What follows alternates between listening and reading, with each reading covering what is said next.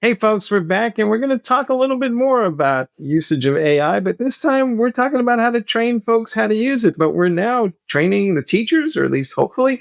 John, all the big AI companies seem to have gotten together and they're saying they're going to have programs to help teachers make use of AI in the classroom and understand how it works. I kind of greeted this initially with a wow, that's awesome. And then, my pit of my stomach kind of like, well, I don't know how that's going to turn out. So, what's your thoughts here? Well, yeah, I had the same reaction. So Anthropic, OpenAI, and Microsoft announced with the American Federation of Teachers, which is one of the nation's largest teachers unions, this creation of a AI training center, which will first be in Manhattan. They're going to spend $23 million over the next several years. Actually, when I saw that number, it to me, this is kind of a personal aside. To me, it said a lot about where AI thinks about education and teachers. $23 million, and you compare that to the billions and billions of dollars these same companies are going to spend on the infrastructure and investment in AI. So that's something that I kind of wanted to bring up. But the idea is that this academy is going to offer this free virtual training to the union members. There are about 2 million K through 12 educators in particular. And the goal is to get at least maybe 400,000 people in person at this facility over the next 5 years in some manner to teach them how to use AI safely and ethically. Now, that's a very kind of broad, sweeping generalization of the use. So I reached out to a couple of teachers and talked to them, and their takeaway was they were highly encouraged. But this is a big but. What they want to do is they want to use AI to create their curriculum much more quickly and efficiently, but they're also concerned about the exposure of it to their students. So there's still this misgiving that they have. But all in all, it's encouraging. And also within the context of the idea that a lot of these companies already have some sort of education partnership or initiative. So OpenAI, for instance, has a partnership with California State University to bring its software to 500,000 students and faculty. Anthropic has introduced Claude for education, and Google has struck deals to bring its AI tools to public schools and universities. I think what they want to do at the bottom line is, as AI takes off, they want to avoid a repeat of the whole STEM situation. They want more students to have access to technology, and they want the people who teach them to have that access as well and have some sort of knowledge base in which to teach them and make people more comfortable, because it's inevitable. I think Garima mentioned this earlier. It's like a drug, and it's spreading. And I think this is just facing reality. It was something we have to do. And I think it's also something that the government is looking at, especially as it comes to competing as a country versus China and others. Okay. So I've got some thoughts on this. So, Mike, John, I agree with you. At first blush, what a great idea. What a noble thing for these companies to do, right? Because, you can have kids who are self-taught, figure it out playing at home. But isn't it great if you had teachers who were competent in this and able to teach it to the next generation and make sure maybe that they still know how to write and they still know how to code, but they leverage AI to 10x themselves, to be better. But then I thought about a personal experience I had. When my oldest son was in high school, his high school had all these areas of concentration, and one was technology. And they sent a thing home looking for parents who were technology savvy to join our TAB, our Technology Advisory Board.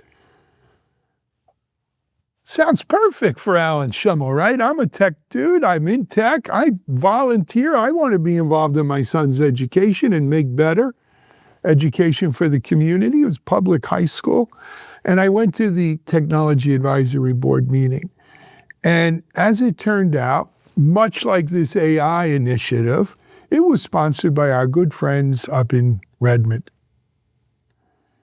And it was great. The school had licenses for Microsoft Office, for Microsoft VB Studio, for Microsoft security tools, for a lot of Microsoft stuff.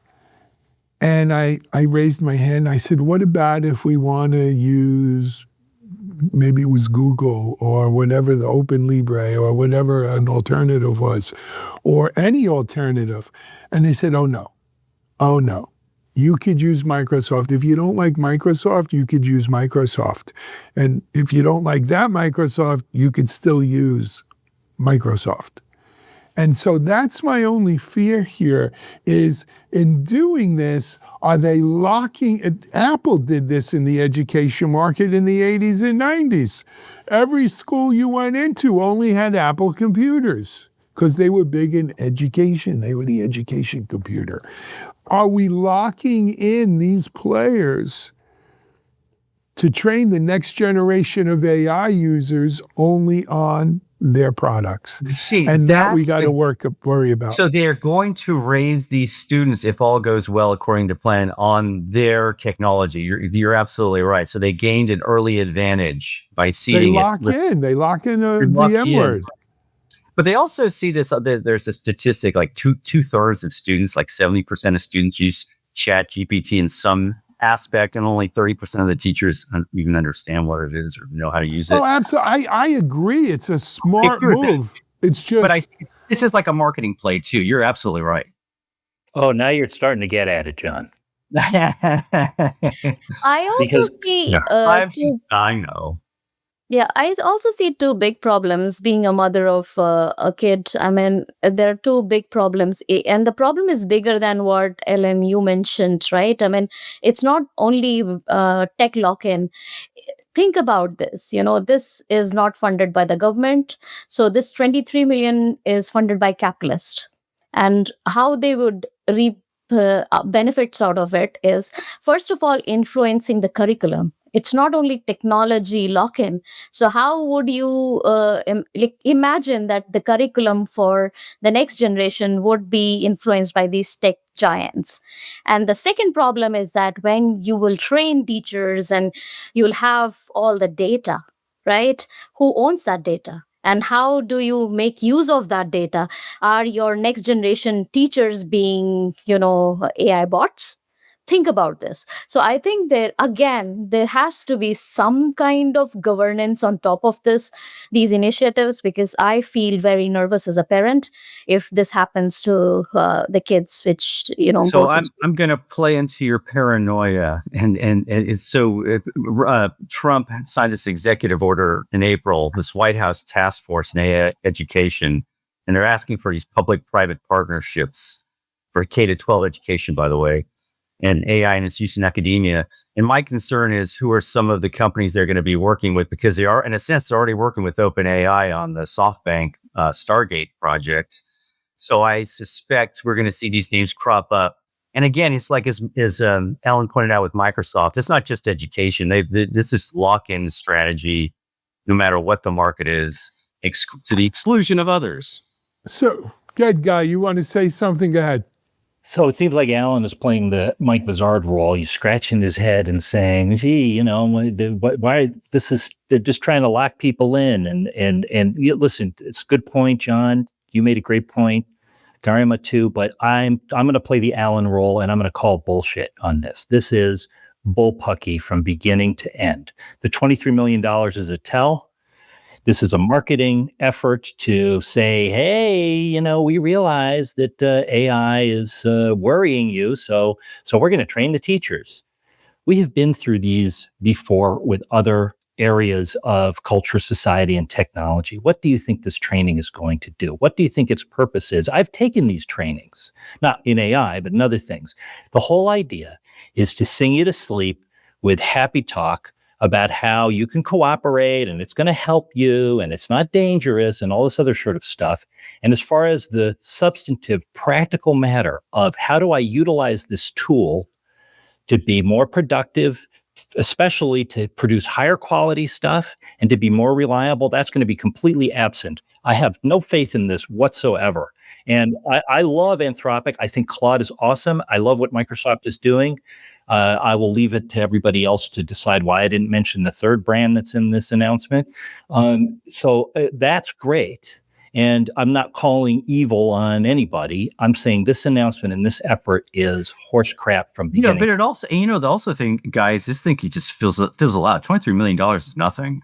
I mean, this is Well, just they'll all keep the marketing up, man. They'll pilot keep it up. program. They'll keep the brainwashing of the teachers going. Like teachers are great at teaching. They're not necessarily experts in how these types of tech systems work. Right.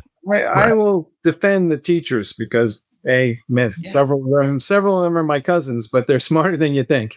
Yes, And they Randy are. Weingartner, the head of the teachers union, is no fool. She comes out of New York, no, where I she- come yeah. out of. We've known her for years. So I'm just like this I thing. think they'll see it for what it is, but you know what? When you're starving in the desert and someone opens up a hamburger stand, it's a good business, right? You can tend to get a little less choosy about what kind of meat it is. It's meat. That being said, though, to the point made about, well, we don't have government regulation on this, and these tech vendors can unduly influence this organization. And we just passed a ban in the United States on is government that regulation of wait a AI. second. Why is that any different? No, we didn't pass that ban. I think it was taken out, Guy. Oh, okay. But Sorry, my bad. But why is that any different than tech influence on the government itself? Hasn't big tech kind of bought this lock, stock, and barrel already? Yes, same old S. I'm not going to use the S word again. Same old S. I'm just saying, like, this is a velvet glove. The iron fist is everybody trust AI, use our AI, But use that all being AI. said, hey, so what would be the alternative that we'd like to see? We'd like to see the government undertake a training program to make teachers teach AI better, right? And that's going to take dollars in a time where what has passed, Guy, is you could use your vouchers to go to an alternative school and public school so public schools will get increasingly less, at least in the US I'm talking about, increasingly less resources that they'll have available for things like teaching teachers about AI. So if we don't have these private-public partnerships to do it, we don't. There's just not the resources. That's a bigger discussion, but I'll just say that in the long-term prospect, I'm optimistic, and not because I think the government needs to intervene. Fair enough. All right. So all we need is a bigger version of this, is what you're kind of saying, is that Maybe with a little oversight, so it's not, I mean, this is a privately run AI academy for teachers. That's what this comes down to. I don't have a lot of faith in the Department of Education, especially when I they thought had it's going away. It's A1, right? Yeah. No, Little but teaching- this is sort of an oligarchy move, right? Oh, yeah. It's Absolutely. sort of, the oligarch saying, don't worry, we will be your benevolent, rulers. But let's take a break on Tech Strong Gang. Let's talk about cybersecurity. I had enough of Big Brother AI. You're watching Tech Strong Gang.